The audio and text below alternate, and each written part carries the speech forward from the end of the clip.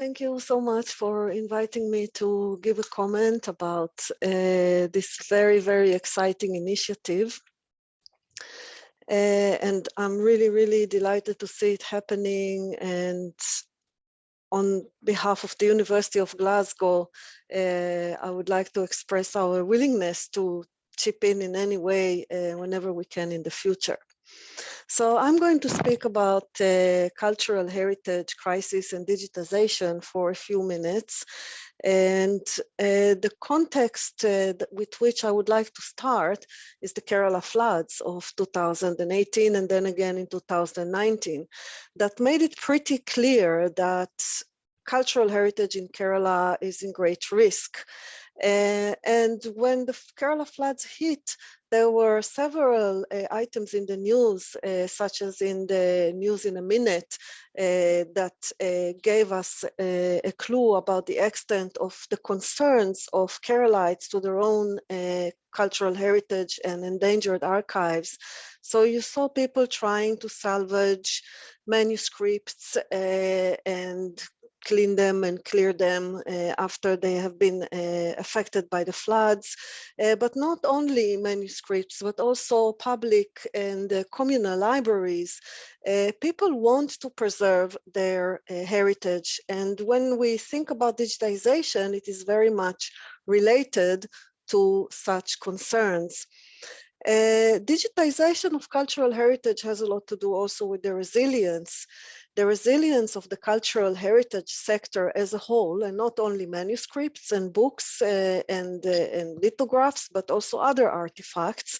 And for example, some projects worldwide are, and those that I'm aware of, there are a lot of them, those that I am aware of digitization in relation to resilience, for example, in Pakistan, in the National Museum of Pakistan, a German German and Italian group of researchers funded by the German Research Council are now working in collaboration with that Pakistan National Museum to preserve and digitize their Gandhara and their Buddhist art artifacts. So it has also to do with ensuring access worldwide. Now, Shiju Alex, the founder and the living spirit and inspiration for the Indic Digital Archive Foundation, is very much aware of such initiatives for the past decade or even more. So for example, he was working with the Hermann Gundert portal funded by, again, the German Research Council, the DFG, this time at the University of Tübingen, where they have manuscripts brought there by Hermann Gundert in the 19th century. And this they do because they want to render their beautiful collection available to researchers worldwide, including in Kerala. Like I'm just now, after a session with Professor T.B. Venugopala-Panikkar reading the Payanu Parte based on this, on accessing this amazing project in the Gundert portal. And Shiju probably told you and can tell you himself about his contribution to that project. There are also projects around endangered archives, because in Tübingen Manuscript Library, the situation is pretty relaxed. We'll never know, but it is well preserved, temperature-wise, no insects disturbing it, no risk of flood, heavens forbid, etc., etc. But there are a lot of endangered archives like those that we saw damaged in the Kerala floods.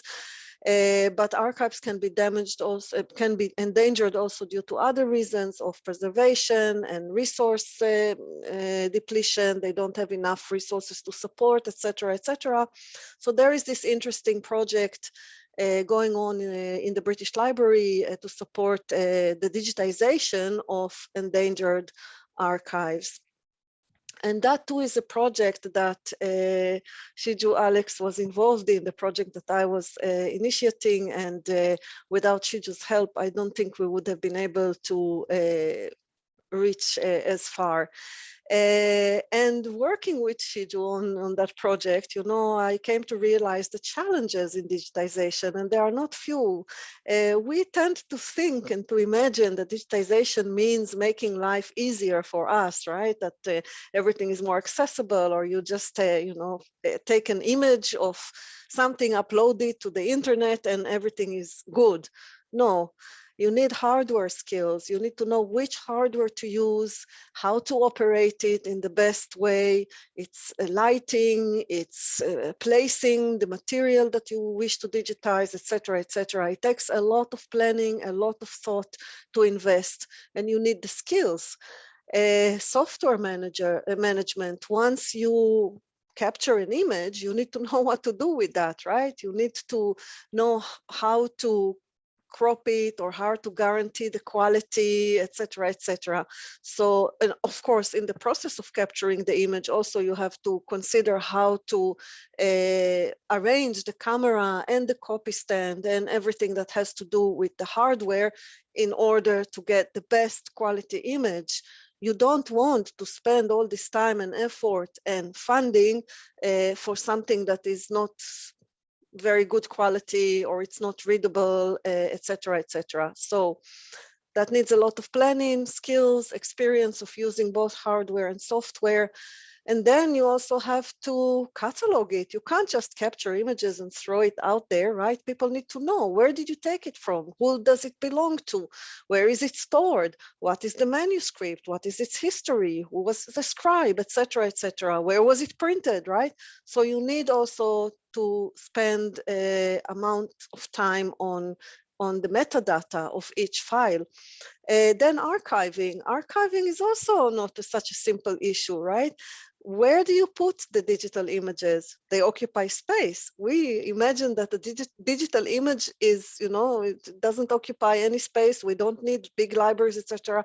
That's not true. Online storage and archiving also has its occupying of space, and also it needs to be managed. So you have to think about long-term storage. You don't want to invest all this work into a project that will be out there in the public domain, and then it disappears, right? Because nobody's managing the website, or the format of the files were changed and are no longer applicable to the tools that we use, the technological tools that we use. So all these things have to be taken into account. And moreover, it is time consuming to digitize. Look at this group. Two groups are here, one from Indonesia, one from Kerala, working on manuscript digitization for the British Library. You have to use special, if it is fragile manuscripts, you have to use those special gloves and all kinds of other tools in order not to damage the manuscripts. It is really, really time consuming.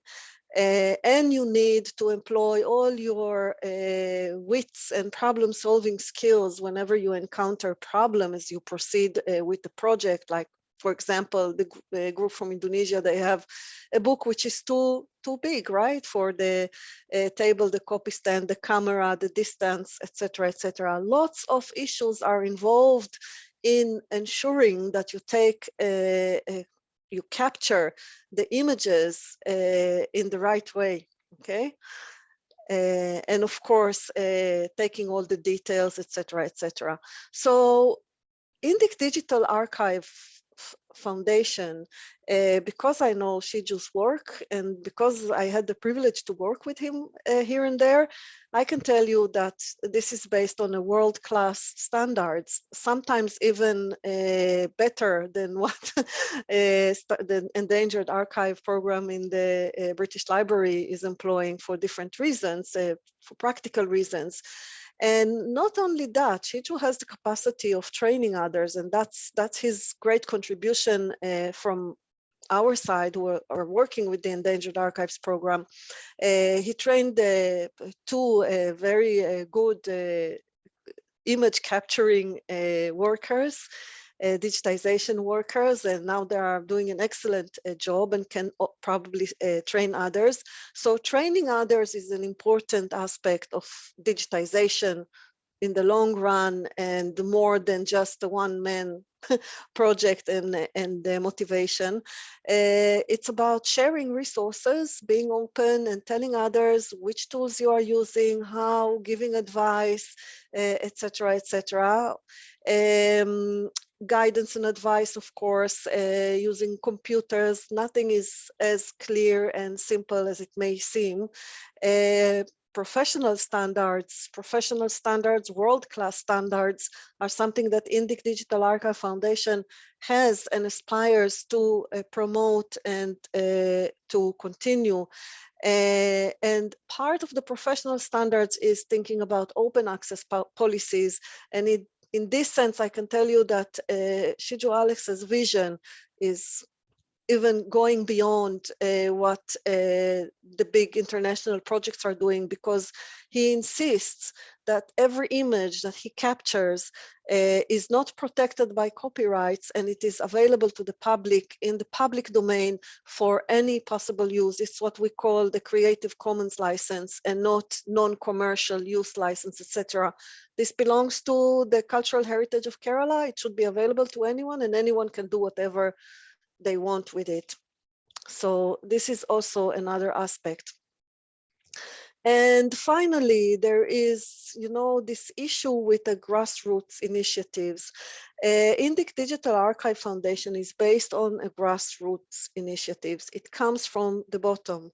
It comes based on the community support of basically what have been so far a one-man's project. For 12 years, Shiju was doing it from a room in his apartment. It's quite amazing, this achievement, the Granthapura that is available online with the texts that Shiju digitized so far. And community support means that not only donations for the organizations and of course mobilizing others in an effort to make this amazing initiative realized, but also bringing the books, sending manuscripts, telling Shiju, oh, please come here or come there, or we're going to send you something. This is also an aspect of the community support that is kind of giving the material required, the contents for such an Indic digital archive to be materialized. So the community support with all the varied aspects of cultural heritage that Kerala is so rich in, whether in Tamil or Malayalam or Arabic Malayalam, or probably also some other languages, Arabic, Sanskrit, maybe Tamil as well.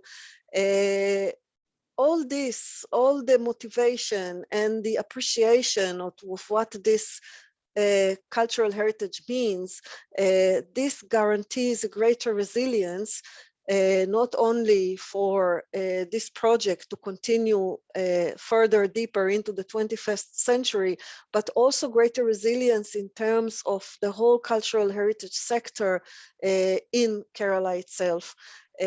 So thank you very much for listening, and I will stop here. And all the best and all the success with this foundation. Thank you very much.